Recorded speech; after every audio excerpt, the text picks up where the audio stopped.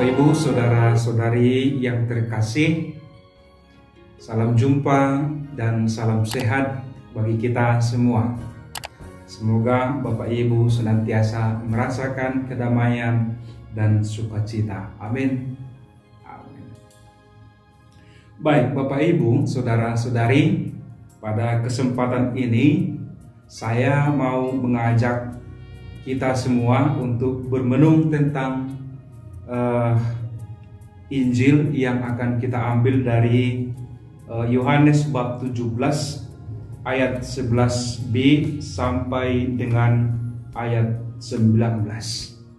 Apabila kita membaca perikop Injil yang baru saya katakan tadi, itu berisi tentang doa Yesus Kristus kepada Allah Bapa. Doa untuk siapa? Untuk para murid-muridnya yang akan ditinggalkan oleh Yesus sendiri, dan ia akan naik ke surga, kembali ke rumah Bapa.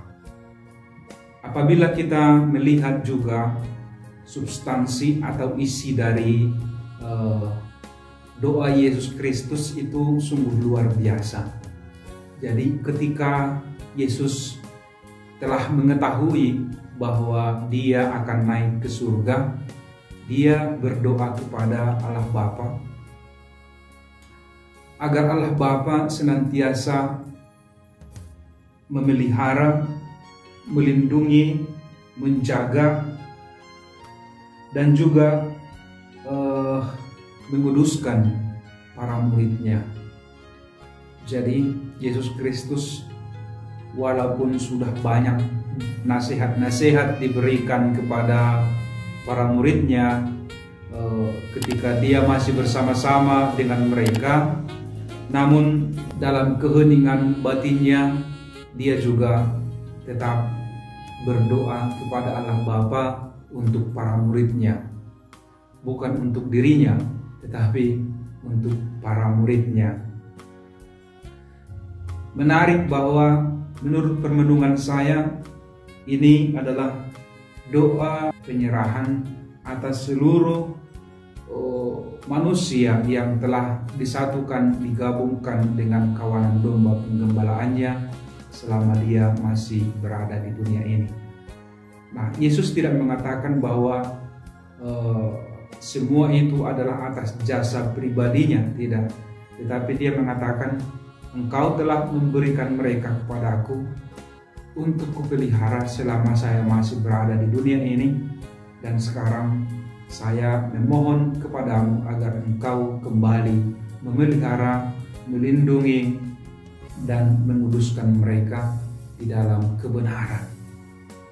Itu isi atau inti dari doa Yesus Kristus yang kita lihat atau kita baca dari perikop Injil ini.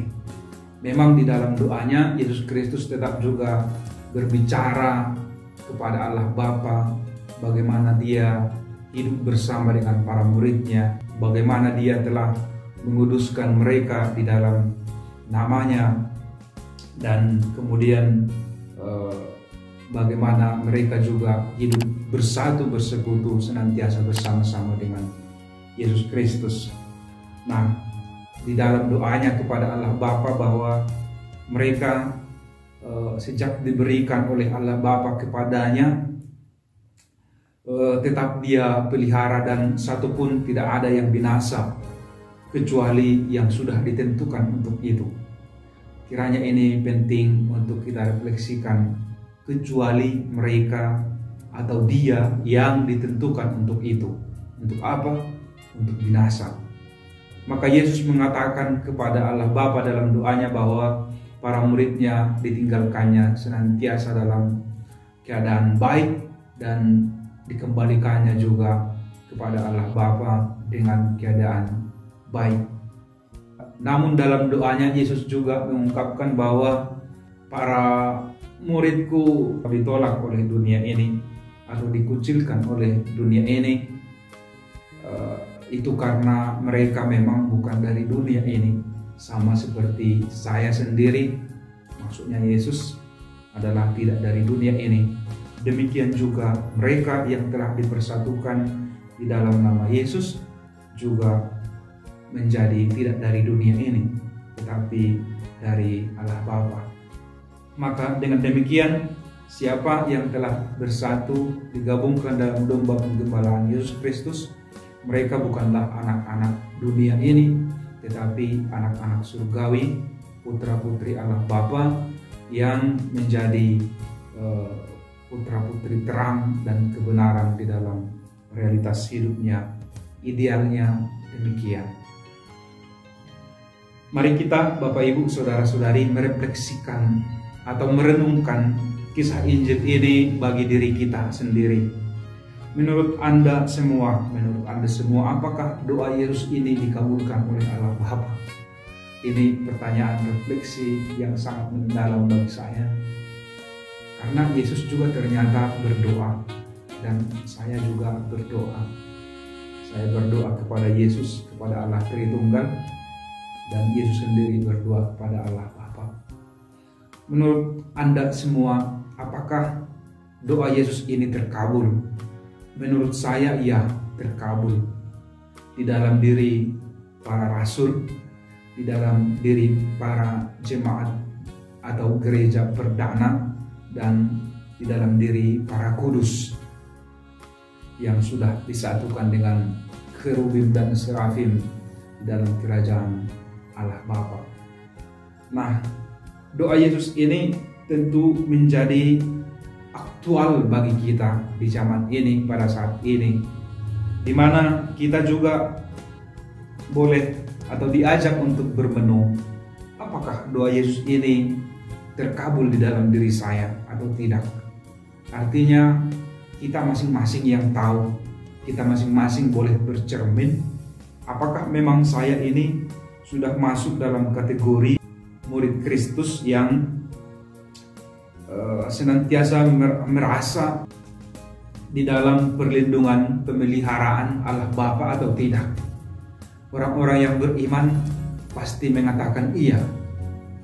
Nah, tetapi kita masing-masing tahu bagaimana relasi kita secara personal dengan Tuhan Allah, dengan Allah Bapa. Kita pasti boleh menjawab di dalam diri kita pada saat ini, apakah kita termasuk dalam kawanan domba Kristus yang senantiasa dipelihara dan dilindungi itu atau tidak. Kalau saya, iya, karena saya sungguh-sungguh merasakan pendampingan, sukacita, kebahagiaan, dan kegembiraan serta rahmat-Nya yang senantiasa sungguh membuat saya kagum setiap hari. Ya, itu yang pertama. Yang kedua, Bapak Ibu, Saudara-saudari, ternyata walaupun diberikan kepada Yesus seluruh murid, seluruh orang yang percaya, seluruh manusia oleh Allah, tetapi mereka yang sudah ditentukan untuk itu, untuk binasa itu, kiranya jangan kita tafsirkan bahwa Allah lah yang menentukan bahwa ada orang-orang tertentu yang akan ditakdirkan untuk binasa atau ditentukan untuk binasa, tidak. Tetapi pilihan kemanusiaan manusia itu sendirilah yang membuat dirinya akan binasa. Siapa yang dimaksudkan Yesus? Kiranya kita sudah tahu, misalnya Yudas Iskariot yang ada di dalam kelompok mereka, tetapi dia telah menentukan nasibnya sendiri, menentukan arah hidupnya sendiri dengan takluk kepada kekuasaan duniawi, takluk kepada godaan-godaan duniawi, dan kemudian membuat dirinya sendiri binasa. Itulah barangkali yang dimaksudkan oleh Yesus dalam perikop ini, kecuali dia atau mereka yang ditentukan untuk binasa. Maka saudara-saudari yang terkasih, kita juga bisa dengan demikian menentukan, walaupun kita sudah masuk dalam golongan domba penggembalaan Yesus Kristus, kita juga masih boleh menentukan arah perjalanan hidup kita. Mengikut Yesus, setia kepada Yesus, memegang teguh iman akan Yesus atau tidak. Apakah kita mau ditaklukkan dunia ini, atau mau disebut sebagai anak-anak dunia ini, itu pilihan ada di dalam diri kita masing-masing. Maka tentu kalau kita bercermin masing-masing, kita tentu pasti semua ingin bersama dengan Yesus Kristus, karena akan dijamin kehidupannya kelak. Jadi dengan mengatakan bahwa sebab aku bukan dari dunia ini, demikian juga mereka bukan dari dunia ini, itulah sebabnya mereka ditolak di dunia ini, mau mengatakan sebenarnya kita bukan orang duniawi, bukan dari sini. Ini tempat sementara bagi kita. Asal muasal kita dari sana, dari tempat Yesus berada. Nah, bagaimana jalan ke situ? Yesus sendiri sudah mengatakan bahwa akulah jalan, kebenaran, dan kehidupan. Maka Bapak Ibu, Saudara-saudari yang terkasih, mari kita menentukan diri kita. Mau menjadi putra-putri terang yang arahnya sudah jelas dan pasti, yaitu keselamatan bersama dengan Yesus Kristus, atau menjadi orang yang akan binasa. Tentu kedua kekuatan ini akan senantiasa saling bertolak belakang. Tetapi saya yakin kita semua yang memiliki iman dan kesadaran pasti akan lebih memilih menjadi anak-anak terang. Bapak Ibu, saudara-saudari, apabila kita pada saat ini merasa diri belum layak atau belum pantas disebut sebagai putra-putri Allah Bapa, putra-putri gereja, murid-murid Kristus, sahabat-sahabat Kristus, maka jangan takut. Mari Yesus Kristus dengan cinta dan belas kasih-Nya senantiasa membuka tangan, mengulurkan tangan kepada kita agar kita datang kembali ke dalam pangkuannya.